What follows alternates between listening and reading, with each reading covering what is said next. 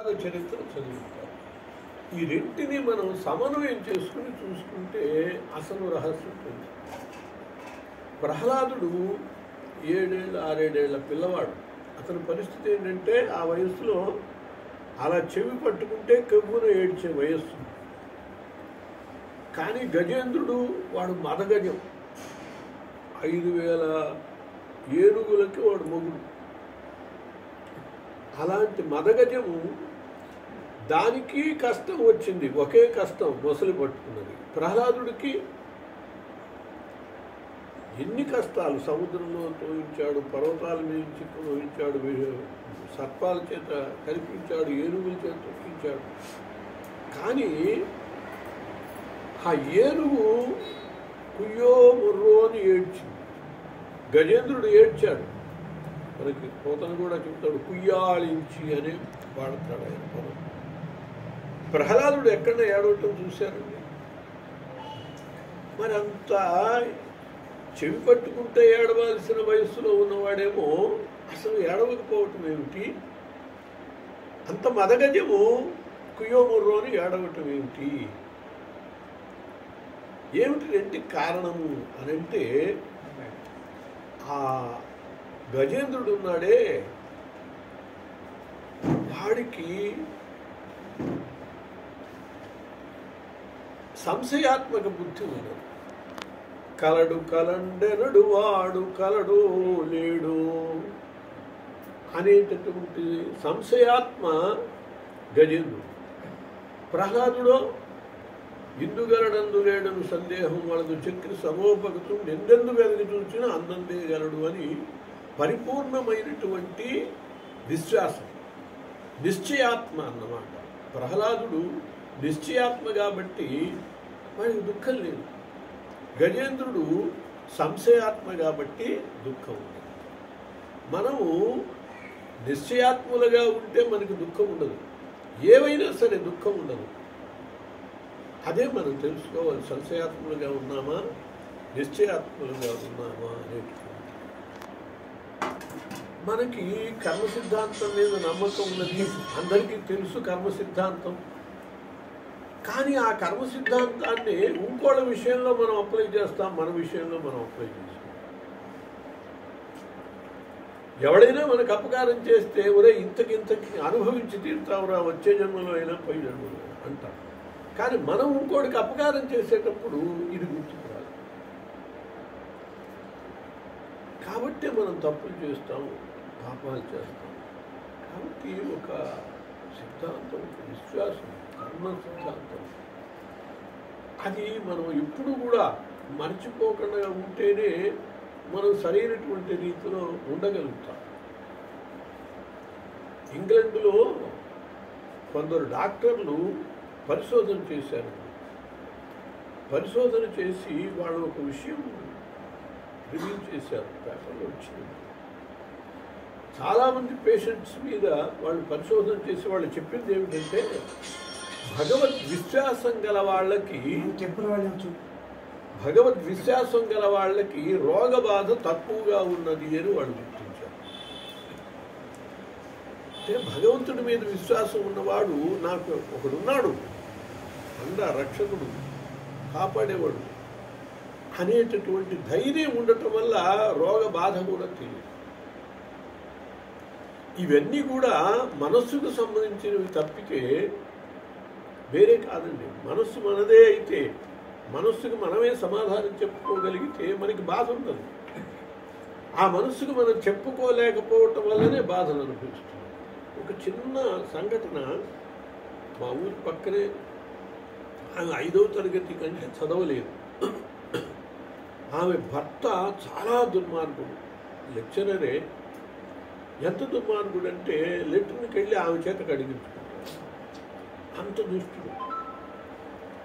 ఆ పక్కన అన్నది, ఏమీ పిల్ల, నీ కొడుకులు అమెరికాలో ఉన్నారు, హాయిగా ఉద్యోగం చేసుకుంటూను, వీడికి చాలామంది ఉన్నాయి, అక్కడ బతుకుతాడు, నీ పిల్లలకి కబురు చేస్తే నిన్ను పొలలో పెట్టుకుని పూజ చేస్తారే, ఎందుకు వీడితో ఇంత యాతనలు పడతావు అని చెప్పి అన్నదండి. అంటే ఆ అమ్మాయి అన్నది, ఇది ఏ జన్మలోనూ చేసుకున్నాను, అదేదో ఇప్పుడే పూర్తి చేసుకుపోతా, ఇంకా దీన్ని నిరూపించుకోవటం. ఎంత పరిజ్ఞానం, 5వ తరగతి చదవచ్చు, ఎంత పరిజ్ఞానం ఉంటే అలా అనుకోగలుగుతుంది, ఆలోచించాలి.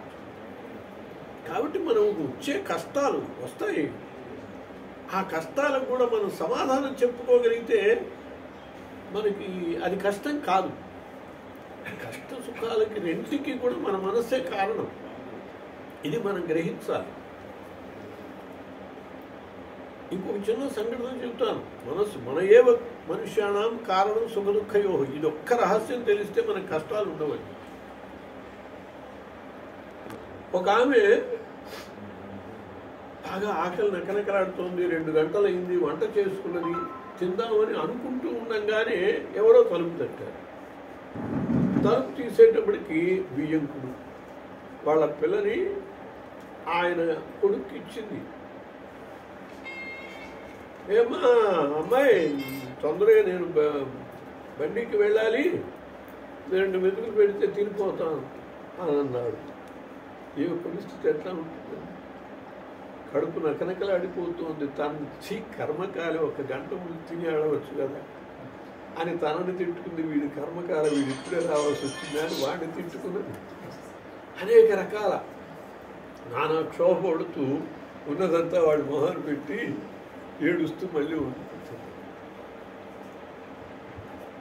మరుసటి రోజు అదే 2:30 అయింది, ఆకలి పెంచుతోంది, అన్నం వండుకుని ఉన్నది. ఇవాళ అన్నం తొందరగా తిందాం అనుకుంటూ ఉండగానే మళ్ళీ తలుపు పెట్టారు. తలుపు తీసింది. తలుపు తీసేటప్పటికి వాళ్ళ చిన్న కుమారుడు అమెరికా నుంచి వచ్చాడు. అమ్మా, చెన్నై కంపెనీ పని మీద వచ్చానమ్మా, నిన్ను చూసేద్దామని వచ్చాను అనేటప్పటికి చాలా సంతోషించింది. రానాయన అని, ఎప్పుడన్నం తిన్నావు? అన్నం తినరా, స్నానం చేసి వస్తాను, స్నానం తర్వాత చెందిందా అన్నాను, ముందు అన్నం తినరా అని చెప్పి అతనికి కాళ్ళు కడుక్కొచ్చాడు. అన్నం వడ్డిస్తోంది. వాడు తింటూ, అమ్మ నీకేదే అన్నం, నాకు ఆకలి లేదురా, తిను చక్కగా అని వాడు ఆర్చు తింటూ ఉంటే ఇవి చాలా ఆనందిస్తుంది.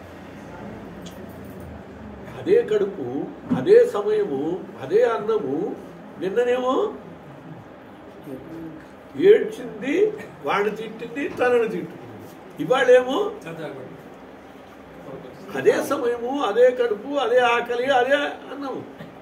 ఇవాళేమో వాడు తింటుంటే ఆనందిస్తూ నాకు ఆకలి లేదురా తిను అని చెప్పి పెడుతుంది. ఎక్కడున్నది చెప్పండి తేడా? సుఖానికి దుఃఖానికి హేతువు ఆ పదార్థాల